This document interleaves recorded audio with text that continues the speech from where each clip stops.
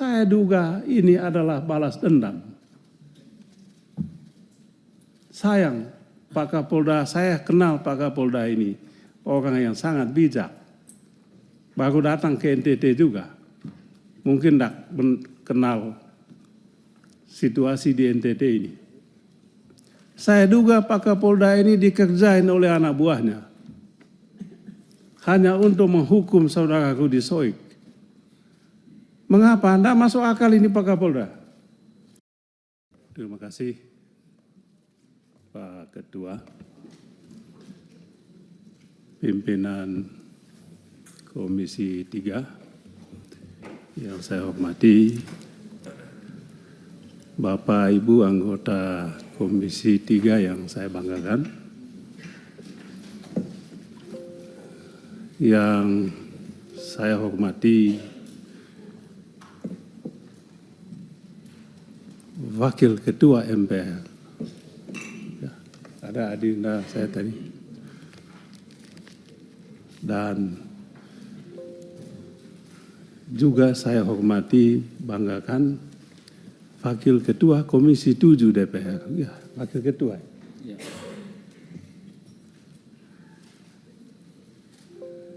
Yang saya banggakan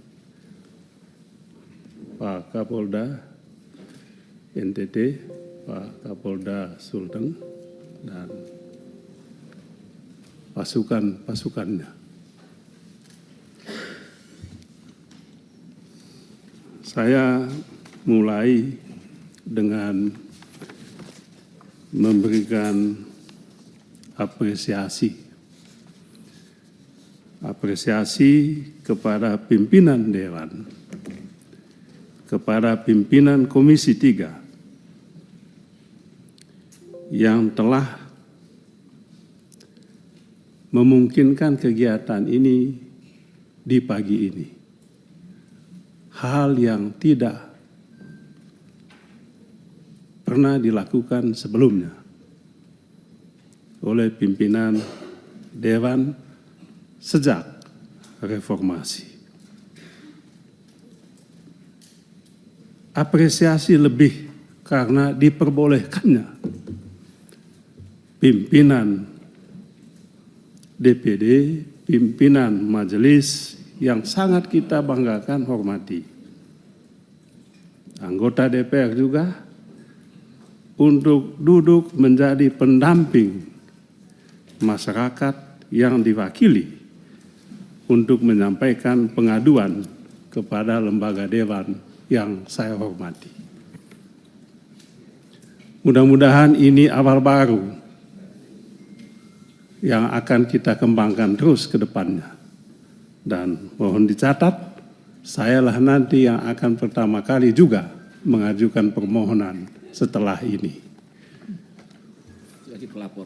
Untuk melaporkan dan mendampingi saya punya konstituen yang ingin menyampaikan masalahnya. Yang kedua, pimpinan yang saya banggakan. Kasus TPPO NTT bukanlah kasus yang baru terjadi kali ini. NTT dikenal sebagai provinsi yang menjadi surga untuk TPPO ini. Sekian ratus yang meninggal dunia. Dan kalau saya ingat Rudi Soik, saya ingat TPPO ini. Itulah sebabnya saya membantu penuh saudara Rudi Soik ini untuk menyampaikan apa yang menjadi permasalahan utama di daerah NTT ini. Jadi Rudi Soik adalah simbol bagi masyarakat NTT, sebuah provinsi yang dikenal paling miskin, terkebelakang, bahkan pernah dituding sebagai provinsi yang paling miskin.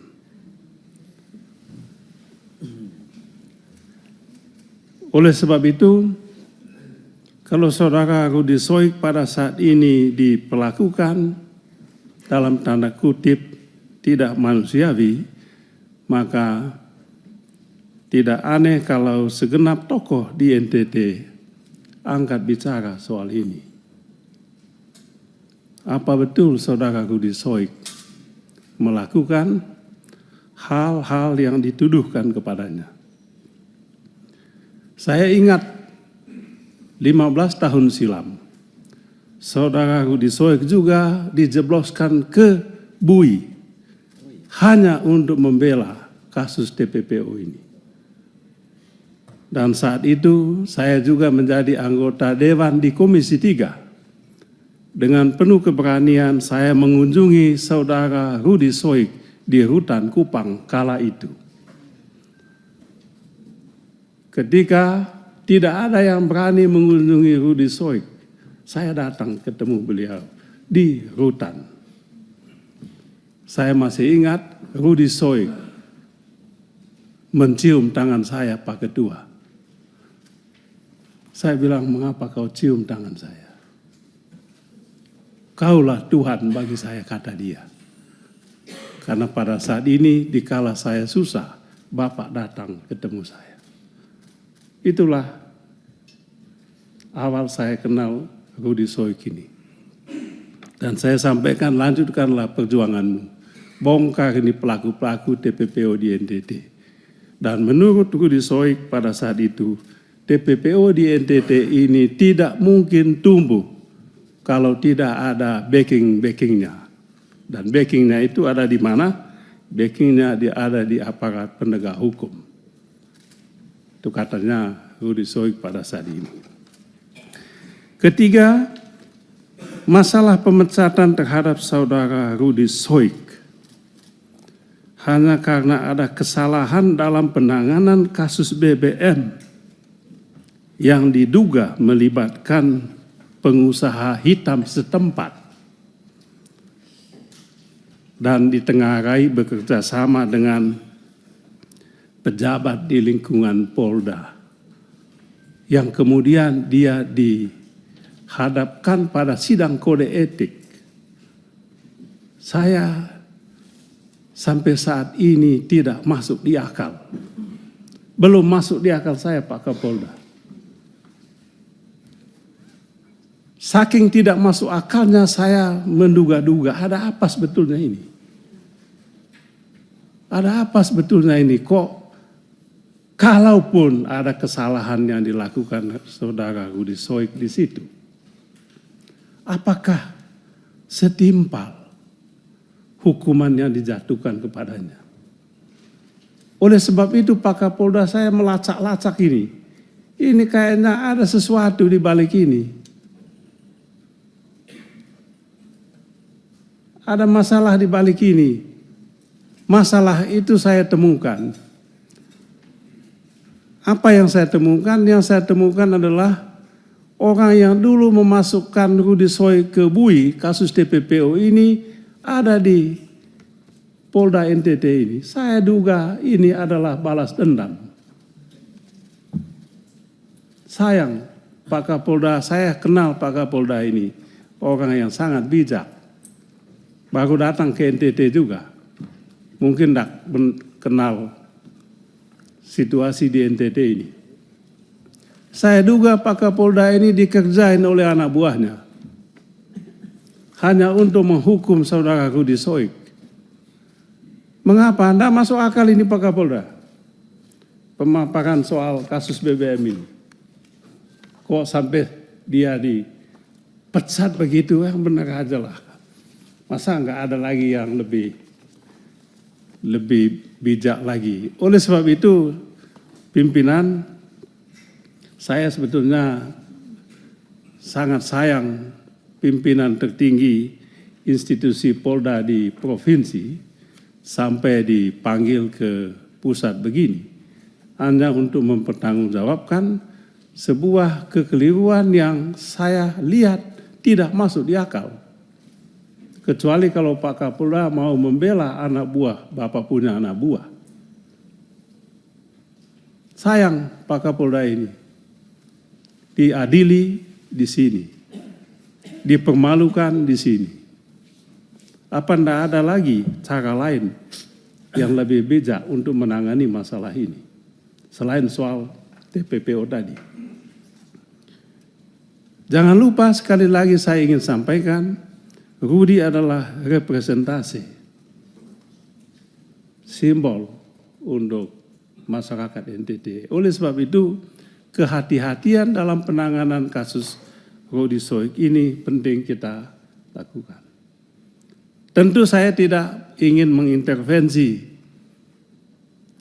soal hukuman yang diberikan kepada yang bersangkutan, tetapi adalah kewajiban kami untuk meminta pertanggungjawaban. Belum cukup masuk di akal sehat publik, saudara Rudy Soik diberhentikan dengan tidak hormat hanya karena mengungkapkan pelaku pengusaha hitam yang menjual beli BBM subsidi. Ini pengkhianatan terhadap rakyat sebetulnya.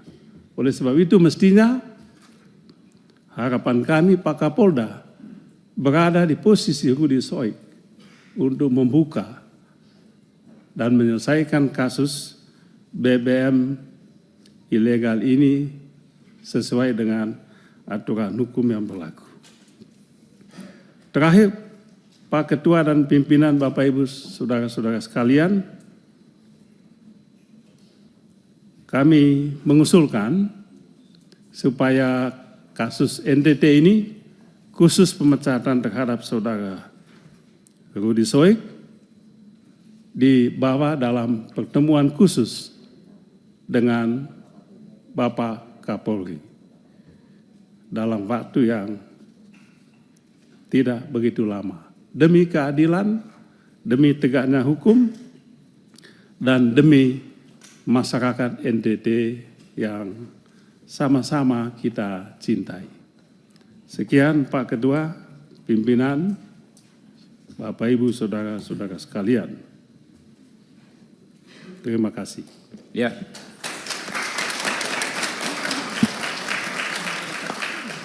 Terima kasih.